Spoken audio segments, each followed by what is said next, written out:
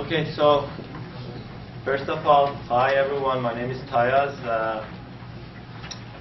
First of all, I have to thank the club, especially Uman and Kamran, for letting me in again for after an absence that I had and presenting this great movie. I like that you enjoyed it, and I try to. My notes are in English, so but my presentation is in Farsi, so I'll go figure it out. But I will try to read from my notes. So just sometimes, I'll just go through my notes in order to not let a few people, lost in my presentation. And this season is about existential cinema, but I think this movie is more, and the articles I read was more about fairy tale. It's a story of a novel. Nobody mentioned that, I think, and this mythical story, اسطوره‌ای، داستان افسانه‌ای. This character existed like Rustam or Sohrab. And there is a novel about it by Mikhailov, and this movie is based on that novel.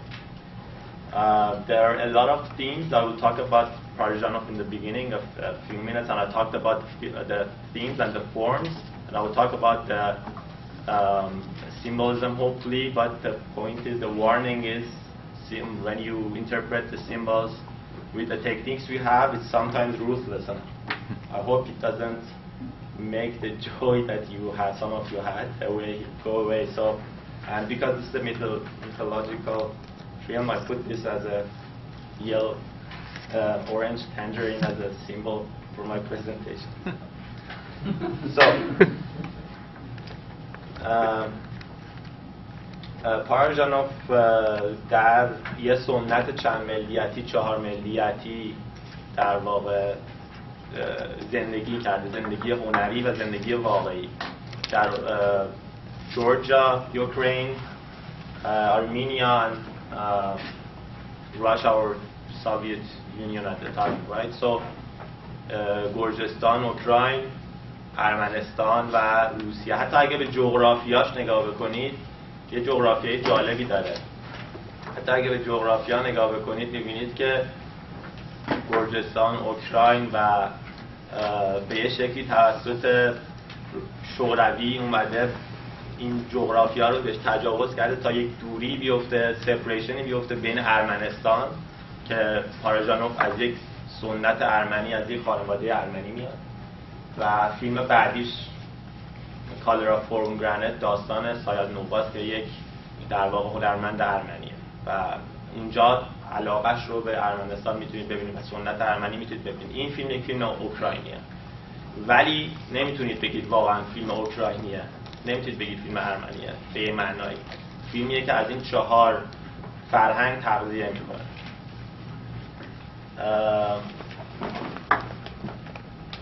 اوبر یا حلقه اصلی کار پاراژانوف حول داستان‌های زندگی واقعی میچرخه، زندگی نامه‌ای، داکیومنتری دوست داره ساخته.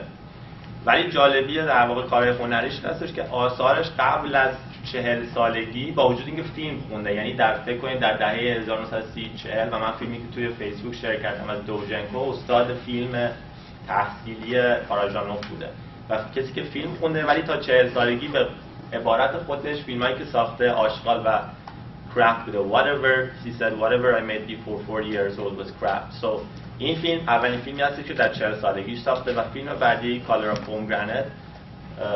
So he disowned some of the films that he made before that, but then these are the things that he liked and everybody liked as the artistic work, with the definition that Bordwell says. So آثار داستانش هم به این صورت هستش که با فیلمی که از تارکوفسکی می‌بینه که از خودش جوان‌تر بوده، کودکی ایوان، شیفته در واقع اون نوع فیلمسازی میشه و تأثیر اون فیلم من اشاره میکنم بسیار زیاده روی این فیلم و فیلم‌های پاراژانوف و سبک پاراژانوف، و در واقع رها میکنه هر چیزی که داشته و شروع میکنه نوع تازه از فیلمسازی رو. از داستان آدم‌هایی که حالا گفتم آدم‌هایی که در واقع زندگی وقایع زندگی آدم‌ها هستن، اگرچه بعضی از اونها زندگی می‌کردن مثل سایاد نووا یا کالر آف پومگرنت، دو تا اسم یک فیلم هستن. سایاد نووا اون شاعر ارمنی، عاشق ارمنی. میگفتم که در واقع سایاد نووا واقعا زندگی می‌کرده، ولی این فیلم یک فیلم اسطوره‌ایه، زندگی یک کاراکتر اسطوره‌ای. خب همه اینها یک نقطه مشترک شاید داشته باشن، همه فیلمایی که بعدها ساخته فیلم هنریش، و اون هنرمند زندگی هنرمند درد کشیده است، زندگی انسان درد کشیده به یک معنای درد، عشق، حالا اگر بگیریم در این اوور فیلم‌های پاراژانوف هست که یادمون نره زندگی خود پاراژانوف هم همین بوده، کسی که بعد از این فیلماش چندین بار زندانی میشه به مدت چند سال، 15 سال اجازه فیلمسازی نداشته و بعد فیلم‌های جدید، فیلم‌های بعدیشو در دهه 1980 ساخت. این زندگی یه آدم واقعا رنج کشیده است که شما توی کاراکترهاش هم می‌بینید. بنابراین این ارتباط غیر قابل گسستن. سینمای روسیه یه سینمای محتوا بر فرمه. اگر شما بگیرید از آیزنشتاین، پودوفکین، ورتوف دهه 20 بگیرید بیاین جلو، این فیلم‌هایی هستن که به لحاظ بصری دیوانه کنندن، شاید بعضیشون و قابل مقایسه با تایم امروز ما نیستن، واقعا جلوتر از هم به لحاظ فرم. تا بیاین بگید به تارکوفسکی، پاراژانوف و یه فیلمی که این فصل دیدیم از یاگینسف که لویاتان بود، فکر کنم تو این فصل هم دیدیم. بنابراین همه اینها فرم قوی دارن، ولی واقعا بررسی که من میخوام انجام بدم اگر وقت بشه، بررسی تکنیک در قالب و فرم در قالب این محتواست، بررسی این سمبولا، بررسی پرسپکتیوهای مختلفی که بتونیم نگاه بکنیم ببینیم که هر کدوم از این فیلمسازها یه جهانبینی داشتن و در مورد این فیلم خاص خب پاراژانوف چه جهانبینی پشت تکنیک داشته و مقایسه بکنیم. میشه از تکنیک به فرم رسید، میشه از فرم تکنیک. من انتخاب کردم تمهای فیلم رو، مسائل اصلی فلسفی و غیر فلسفی و سایکولوژیکال فیلم رو و بهش و به فرما میرسیم، چطوری از فرم استفاده کرده. وگرنه به نظر من استفاده از فرم یا محتوا به طور خاص شاید فیلمو نتونیم خوب بفهمیم. So techniques serving for these central themes. One, the first technique I'm talking about this film is Levinas's idea of others, rebellious and disobedient from the social norms and from socialist realist cinema of Soviet, right? So ما در این فیلم با کاراکتری، با قومی مواجه هستیم، یه قوم اوکراینی، نه یه اوکراینی نورمال به اسم هوتسول. هوتسول در اوکراینی ریشه اوکراینیش رو اگر نگاه بکنید یعنی outlaws یعنی بیگانه، شاید غریبه، دزد یا هرچی معانی منفی واسش توی لغتنامه پیدا میکنید. این کاراکترها خودشون جامعه یه قوم بدوی و وحشی هستن، به معنای وحشی، و پاراژانوف داره به ما اینا رو نشون میده. خب یعنی یه سری آدم آدر داره به ما نشون میده. So hot souls, I talked about them, and he is standing against social norms using the hot souls traditions, hot souls culture, and he is standing against Soviet cinema. What do I mean by that? It means Parajanov is against conventional narrative film that is telling us a story. How? I will explain that. A lot of examples for that. So these themes that I'm saying, one, others, Levinas, is also interrelated to other themes. So when I say I'm going to other theme, you can see the impact of this one in that. They have relationships. They're not separate, really, totally islands, okay? So first one, how does he do that using the form? Break of causality and narrative logic. What does it mean? It means there is no logic in terms of you are seeing events. The article I was reading is saying that in breakdown details you are using many unusual angles. We are using stressed bits of cutting, editing, nasty editing, if I may. the prohibited camera movements that are not regular by the rules of Soviet socialist realist tradition that was there, and unrealistic shift in lighting or setting. Why? Because we are telling a false legend, and hence it should have no common sense. Nobody knows. There is an ambiguity there. Nobody knows what happened to Ivan, really. Events are not important. Emotions are important. Emotions of you, emotions of the characters, each one of them. Stories about Ivan, but even after his death, the story is continuing, right? There is a large amount of that. Remember, in the first 5-10 minutes of the film, you see two murders or two people getting killed, the brother and the father. And it's a shock, it's a breathtaking scene. That's how film starts. And when the first death happens, you say, okay, I'm going to see some characters. I'm going to see why this happened. It doesn't happen like that. Then two people fight, two groups fight, and then the second death happens. And then more than half of the film, you don't have any events, basically. It's just emotions, pure emotions, right? So it's not causality. There is no events, there is no incidents, there is a lack of reasoning to you. Why this is happening to you? But there is a lack of reasoning because a metaphor should be like that, a myth should be like that. We don't know why Rostam or Sohrab did something, right? It's what happened.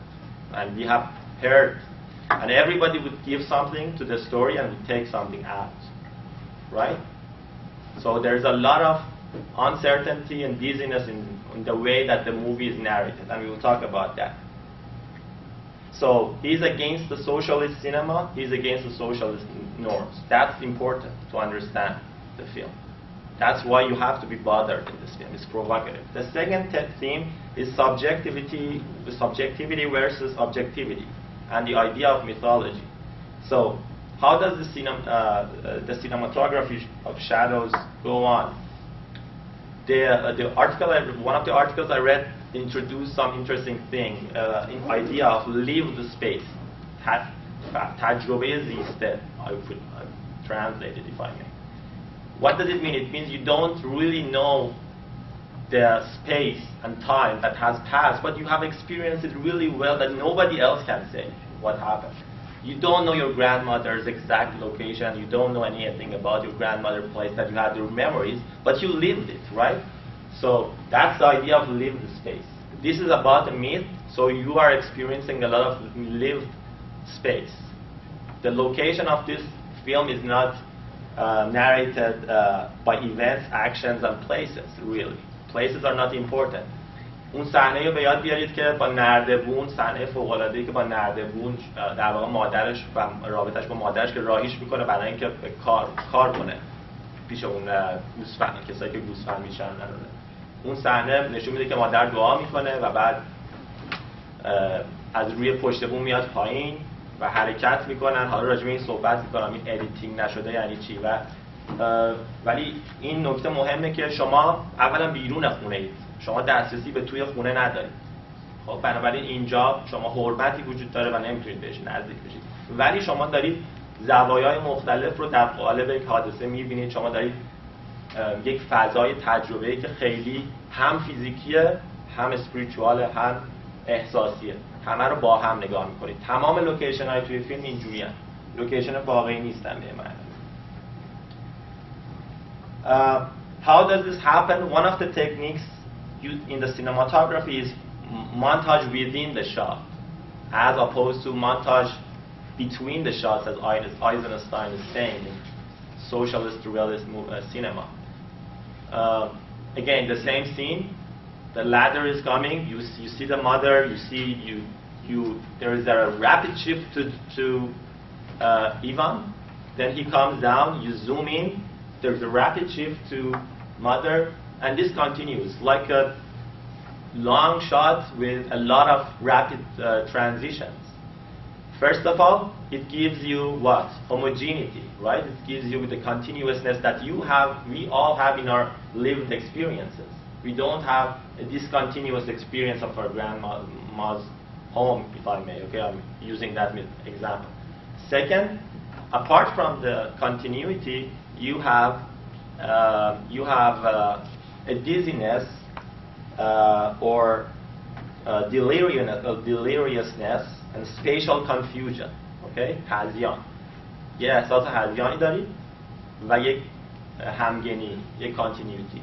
همه اینا کنار هم با استفاده از این تکنیک به شما داده میشه برای اینکه اون قالب نراتیو عامو بشکنه.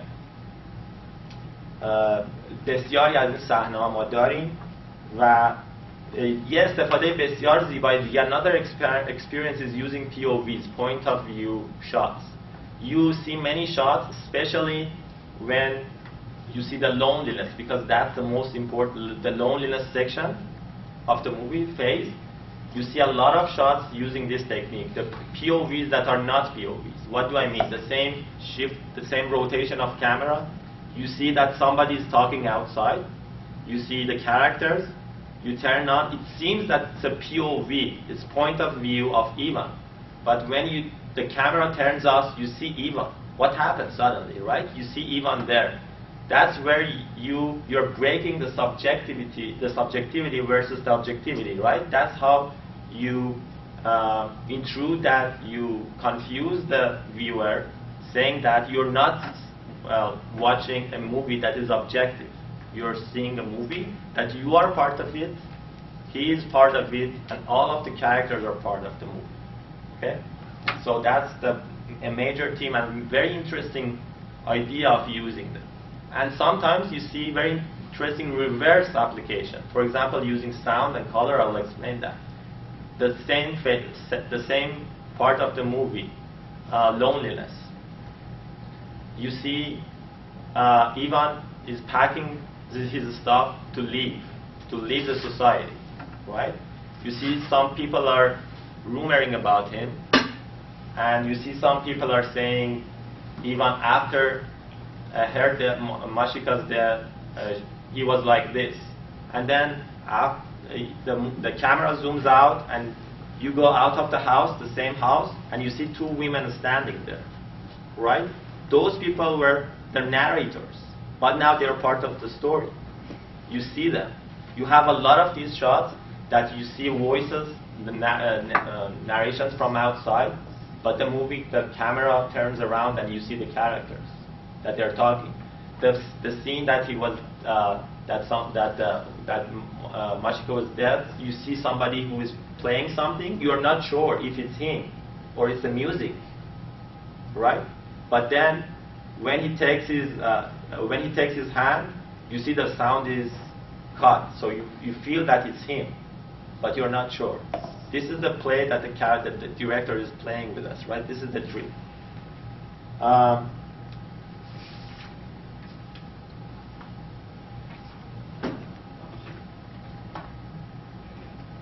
The third theme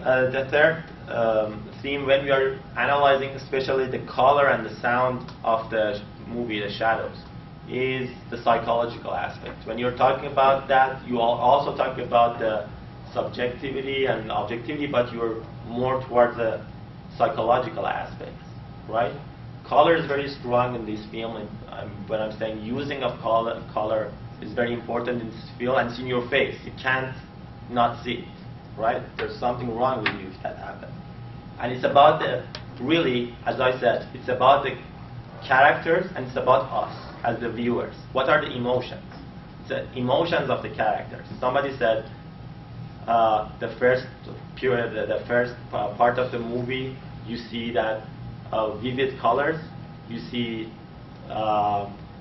agility, movement, but I add to that, in the church, you see everything is slowed down in the church. Everything is slowed down, so I'm not sure if he is against church. We will talk about that. He's definitely not against church. Maybe he has some, problem with the church, but with also we see a duality, the church and the paganism. If you have time, I'll talk about that. If not, we will talk about it in question and answers. But anyway, so the colors, the first part of the film, you would see spring. Spring means youth, right? That's a symbol. You would see colors that are representing the youth, and the love that is young, right? So you see those mythology.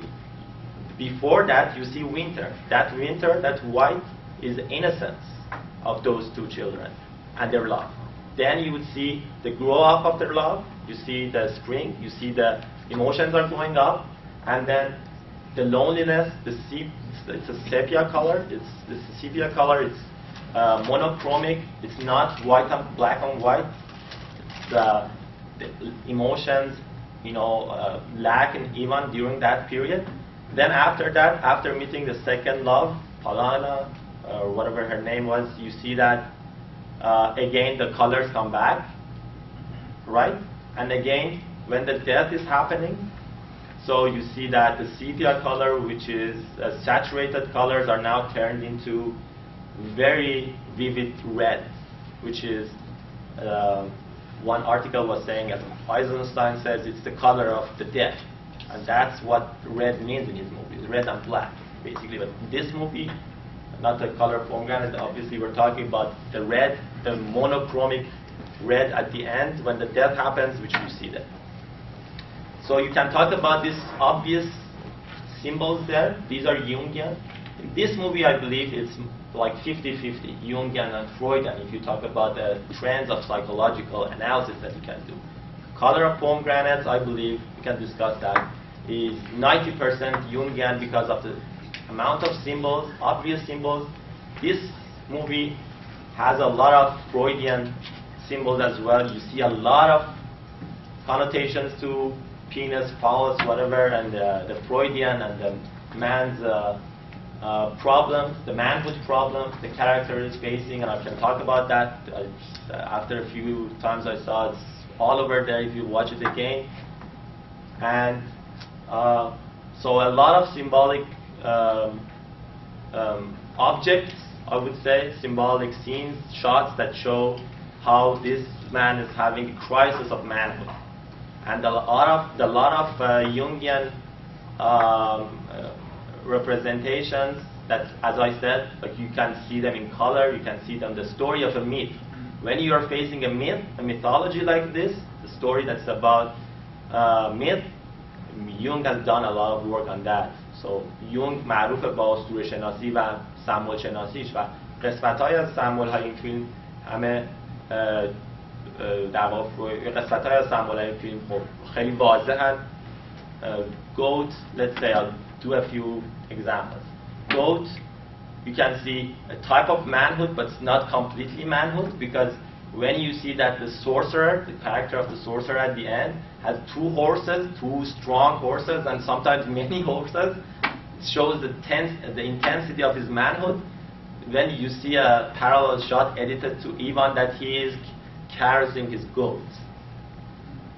Yeah, you get what it means, right? So he went for working in a place to increase his manhood, and the guy is telling him another myth about why the mountain didn't marry the meadow, right? And he says, and he uses this type of connotation. He says, no one knows why he doesn't marry. No one knows why he doesn't marry Maricha, right?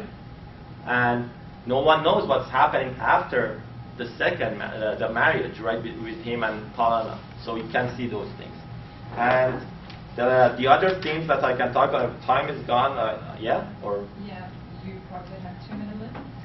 My time says 6 minutes, but anyway. So, 26, No, whatever. you have at least 2 or 3 minutes. 24.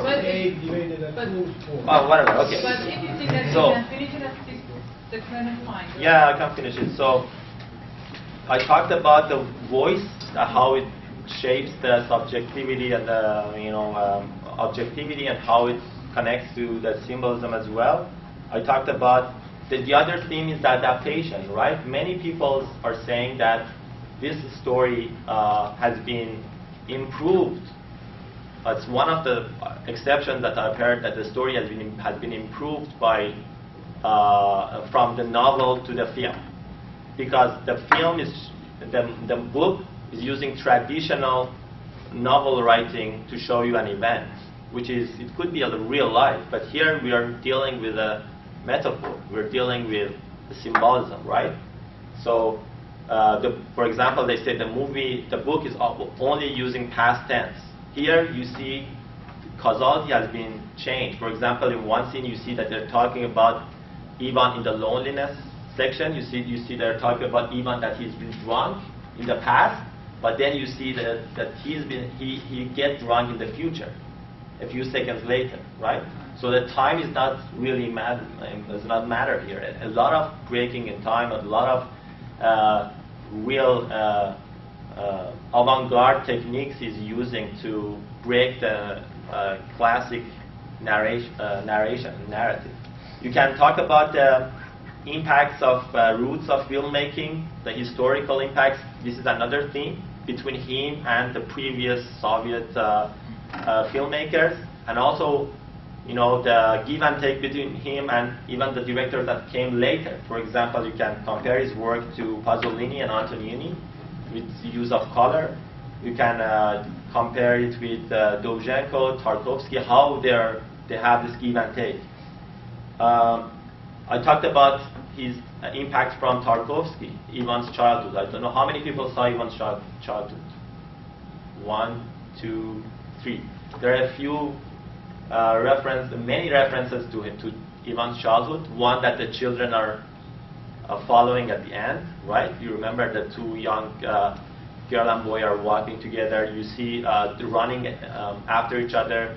That's the nails. You remember the nails? The nails in Ivan's childhood.